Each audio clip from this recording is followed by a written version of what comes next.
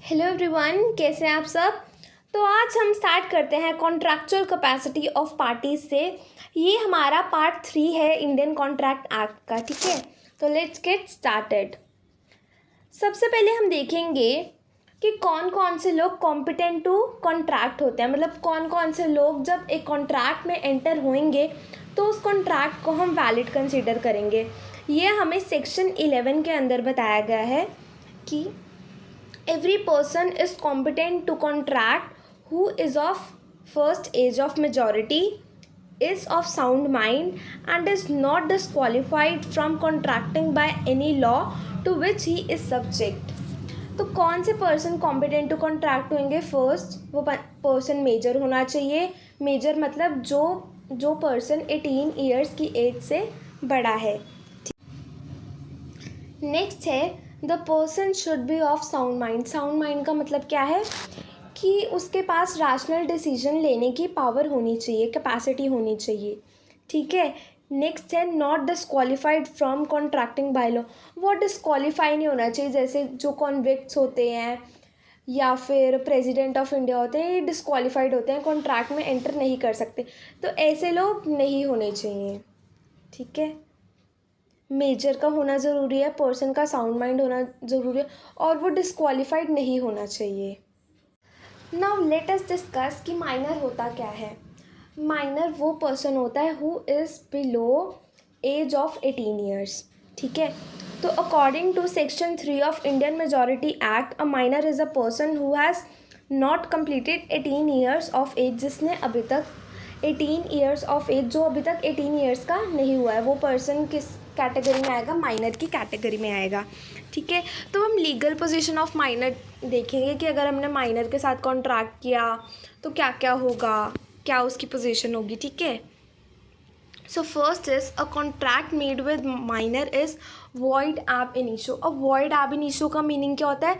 Void ab initio का meaning होता है वॉइड फ्रॉम बिगनिंग, कि अगर मैंने माइनर के साथ कॉन्ट्रैक्ट एंटर किया है ना तो बिगनिंग से ही वॉइड होगा, वो वैलिड होएगा ही नहीं, वो अग्रीमेंट ही वॉइड है। ठीक है। नेक्स्ट है no ratification after attaining majority. अब जब मैंने एक माइनर के साथ कॉन्ट्रैक्ट एंटर किया था तो वो कॉन्ट्रैक्ट तो वॉइड ab initio था, वॉइड फ्रॉम बिगिनिंग था।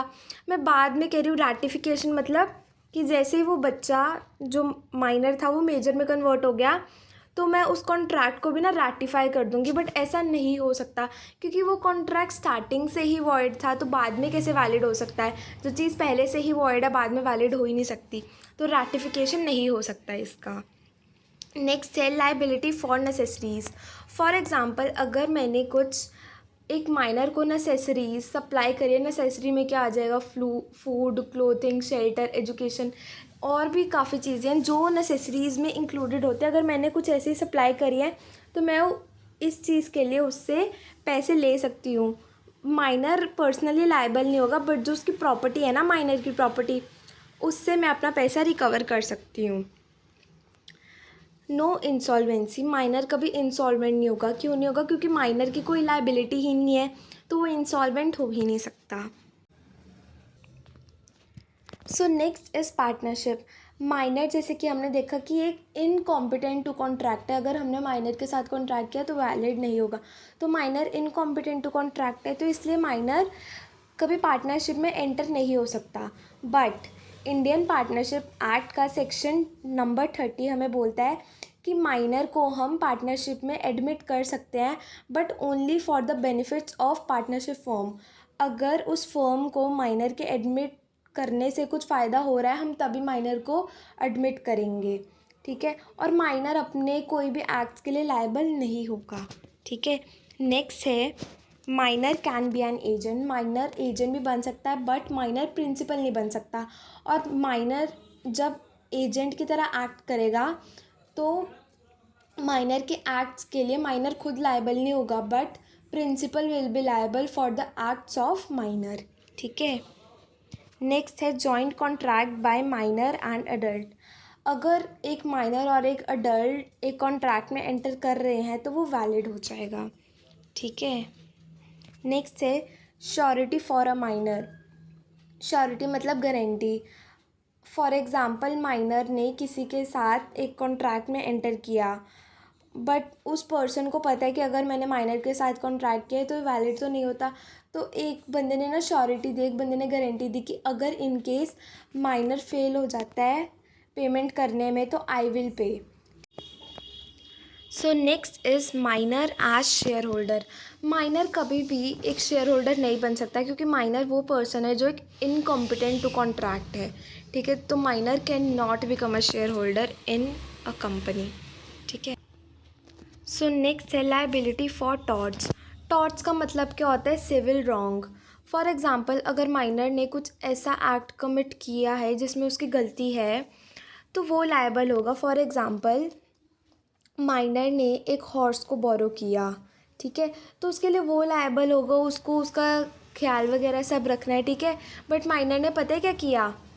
उस हॉर्स को किसी और को दे दिया, ठीक है। और जैसे वो पर्सन उस पर बैठा, जो थर्ड पर्सन था वो उस पर बैठा, तो हॉर्स एकदम से गिर गया। वो जो पर्सन था वो बहुत भारी था। तो इसमें गलती किसकी है? माइनर की। माइनर को कोई चीज़ मिले, कोई प्रॉपर्टी मिले, तो माइनर ने किसी और को क्यों दिया, ठीक है। तो इसके लिए माइनर लायबल होगा। So let us discuss about the topic of persons of unsound mind.